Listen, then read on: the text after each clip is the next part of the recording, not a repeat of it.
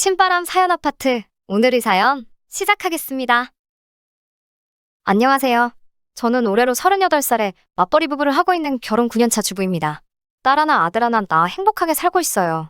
저는 외동딸이고 저희 어머니는 제 졸업식도 보지 못하고 돌아가셨어요.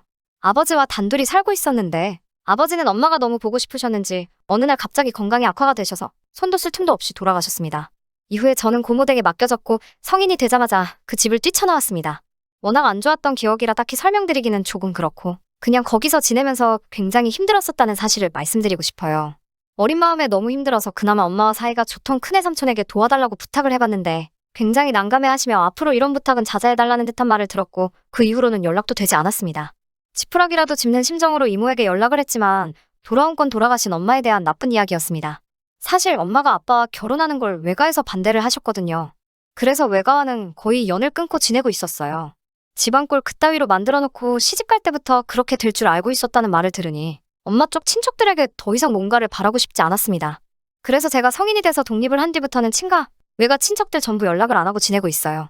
제가 성인이 되고부터 저 혼자 제 앞가림 할 수 있는 상황이 되고부터 저 혼자서 저희 아버지랑 어머니 제사를 모셨어요. 신랑은 이남 일녀 3형제 중에 둘째입니다. 제가 새로운 직장을 다니게 되면서 만나게 되었고 저한테 정말 많은 큰 힘이 되었어요. 내가 이렇게 행복해도 되나 싶은 생각이 들 정도로 저에게 잘해줬고 저는 남편의 청혼에 응하고 우리는 결혼하게 되었어요. 결혼 준비를 하면서 조금 마음에 걸리던 게 있었어요. 혹시 시부모님이 제가 부모님이 없다는 이유로 저를 싫어하지는 않으실까? 깔보지는 않으실까? 이런 것들이요. 상견례 자리도 가질 수 없었어요. 남편이 이미 부모님께는 설명해놨다고 걱정하지 말라고 했는데 나중에 따로 만나게 된 시부모님은 정말로 제 부모님에 대한 이야기는 이미 들어서 알고 있다고만 하셨고 그것 때문에 제가 싫다거나 결혼을 반대하신다거나 하는 기색은 찾아볼 수 없었어요. 오히려 그동안 저 혼자 얼마나 외롭고 힘들었겠냐며 걱정을 해주셨습니다. 남편의 그 훌륭한 성품이 어디서 나왔는지 대본에 알겠더라고요. 하지만 결혼 준비를 저 혼자서만 하려니 여러 애로사항이 많았습니다. 보통 사람들이 결혼한다면 어머니와 같이 준비했어야 하는 것들 말이에요. 저도 회사를 다니고 있던 상황이다 보니 저 혼자서 모든 걸 준비하기엔 시간이 많이 모자랐어요. 아는 것도 별로 없었고요. 시어머니께서 도와주고 싶어 하셨지만 어려운 게 많았어요. 시어머니 본인도 체력적으로 많이 힘드셨고 사실 시어머니 쪽에서 제 결혼 준비를 도와주는 것도 조금 그렇잖아요. 그러다 시어머니께서 저에게 형님을 소개시켜 주셨습니다.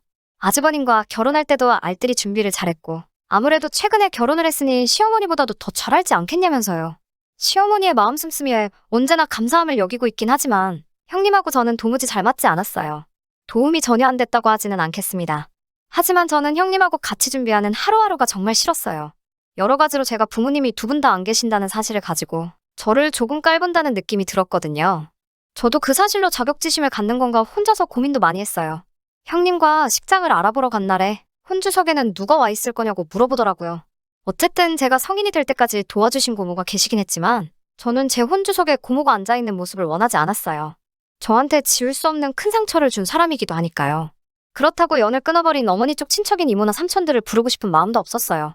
혼주석을 비우고 결혼식을 하는 사람이 어디 있냐고 화촉점화도 해야 하고 결혼식에 온 시어머니 측 하객들이 시어머니를 얼마나 무시하겠냐면서 정 세울 사람이 없으면 대행 아르바이트라도 구해야겠다며 유난을 떨었어요. 충분히 걱정해줄 수 있는 부분이라 생각하지만 시어머니의 체면을 위해 말해준다기보다는 시어머니도 대단하시다며 고아라서 파혼하는 커플도 많다던데 큰 결심을 하셨다는 둥 자꾸 제 아픈 가정사를 괜히 들쑤셔보려고 한다는 게 전부 티가 났습니다. 결국 또 혼자서 고민하다가 마땅한 해결책이 떠오르지 않아서 시어머니께 혼주석에 대신 세울 사람이 없다는 사실을 말씀드렸어요. 제 상황을 시어머니께서 알고 계시긴 했지만 이런 사소한 부분까지는 말씀드린 적이 없었거든요. 숨겨와서 죄송하다는 말을 했는데 시어머니께서는 그게 무슨 미안할 일이냐며 저를 다독여 주셨습니다. 저와 남편이 서로 행복하기 위해 하는 결혼이며 결혼식은 말 그대로 시기지 본인이 누구 보여주기 위해서 하는 게 아니라고 하시더군요. 그 말에 정말 눈물이 나올 뻔했습니다. 시어머니의 배려 덕분에 혼주석을 비워둔 채 결혼식을 올렸습니다. 의자까지 치울 필요가 있는가 싶어서 빈자리로 내버려뒀어요. 신랑과 동시 입장을 하고 혼주들이 해야 하는 과정은 생략한 채 결혼식을 올리게 되었습니다. 결혼 후 저희는 신혼집은 시댁 근처로 구하게 되었습니다. 둘 사이에 아이가 생기게 되면 저희가 근처에 사는 편이 시어머니나 시아버지가 오며 가며 도와주기 편하지 않겠냐고 하시는 말에 그렇게 하기로 했습니다. 제가 저희 부모님 제사를 챙기고 있다는 사실은 이미 결혼 전에 전부 설명드렸습니다. 그 부분을 시어머니께서 배려를 해주셔서 저는 명절 당일날 아침에는 저희 집으로 돌아가서 혼자서 차례를 지내고 뒷정리를 한 뒤에 시댁으로 갑니다. 그렇다고 시가 제사에 관여를 안 하는 건 아니에요. 전날부터 시어머님과 장보고 음식 준비하고 다 해요. 명절 전날에 아주버님네는 오지 않습니다. 사는 지역이 멀다 보니 시댁에 도착하면 늦은 저녁이에요. 그래서 제사 음식 준비는 보통 저랑 시어머니랑 합니다. 형님이랑 신우가 도와주지 않아도 저는 아무 불만 없습니다. 저도 다음날 같이 제사를 지내야 하니 오히려 음식을 같이 한 번에 해서 가져갈 수 있는 게 고마울 따름이죠. 형님네는 보통 제사 지내고 나서 아침 식사를 하고 나면 곧바로 처가에 갑니다. 그래서 명절 전날 저녁에 저녁 식사 같이 한 번 하는 게 전부였어요. 바로 며칠 전의 이야기입니다. 형님한테서 전화가 오더군요. 결혼 전에 있던 일 때문에 웬만해서는 저도 먼저 연락을 안 드리고 형님도 딱히 저를 찾으시질 않았으니 웬일로 전화를 다 했나 받아봤더니 왜 자기만 차례 준비를 해야 하는 거냐며 그동안 몇 번 참다 더는 못 참겠어서 전화를 했다고 하시더군요. 한두 번도 아니고 매번 명절마다 이러니 자기 혼자 하는 게 불공평하다는 식으로 이야기를 꺼내셨어요. 저는 저희 집에서 차례 혼자서 지내는 부분도 있고 시어머니께서도 허락하신 부분이라고 대답했더니 저보고 이 핑계 저 핑계로 빠지라는 거지 양심이 없어도 너무 없는 것 아니냐며 구구절절히 설명하지 말라고 하시더군요. 시집 왔으면 시댁 차례가 우선이지 왜 친정 차례에 목숨을 거냐고 화를 내시더군요. 그 말에 저도 어이가 없어서 한마디 했습니다. 음식 준비는 제가 다 하지 않냐고요. 그랬더니 어머님이 하시는 거 옆에서 거드는 거지 저 혼자 하는 게 아니라고 한마디 하시더군요.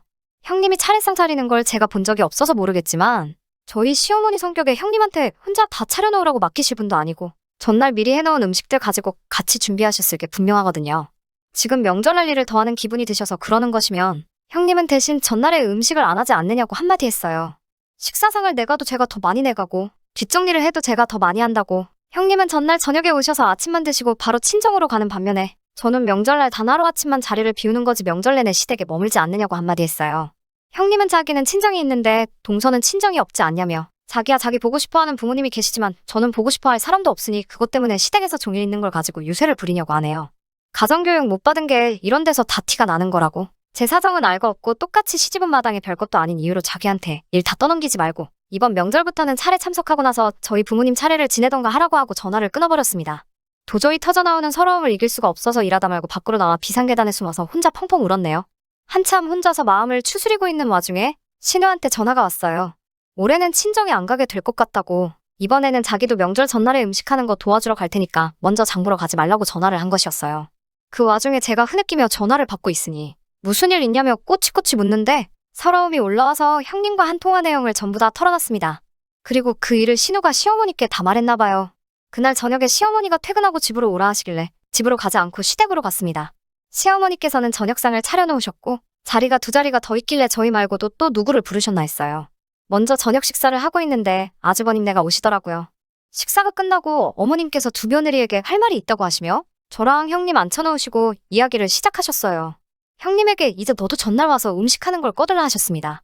저랑 둘이서 하는 게 이제는 힘에 부친다고요. 또 시어머니는 저한테는 지방이랑 다 가지고 와서 시댁에서 저희 부모님 제사도 같이 지내라고 하시더군요. 그러고서는 다시 형님한테 너도 시집을 왔으니 시댁을 우선적으로 챙기라며 앞으로 명절날에는 친정에 가지 말라고 하셨습니다. 형님이 얼굴이 일그러지더니 이러는 게 어딨냐고 시어머니께 대들며 언성을 높였습니다. 한참을 실랑이 하다가 형님이 이제 시댁에는 올 일이 없을 거라며 연을 끊자는 식으로 나왔습니다.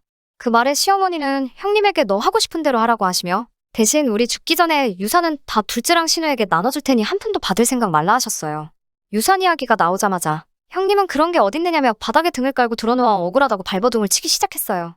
언성이 높아지고 바닥에 드러누워 막무가내로 소리를 지르기 시작하니 뭐 대화도 통하지 않고 난리도 보통 난리가 아니더라고요. 결국 보다 못한 아주버님이 상황을 정리하고 형님을 데리고 돌아갔습니다. 형님이 돌아가니 한바탕 난리가 났던 게 무색하게 너무나도 조용해졌습니다. 시어머니께서는 저만 따로 불러내셔서 말을 이어가셨어요. 상황이 그래서 한 말이니 크게 마음에 담아두지 말라고 하시며 제사는 원래 여기저기 옮겨다니는 게 아니니 원래 하던 대로 하라고 하시더군요.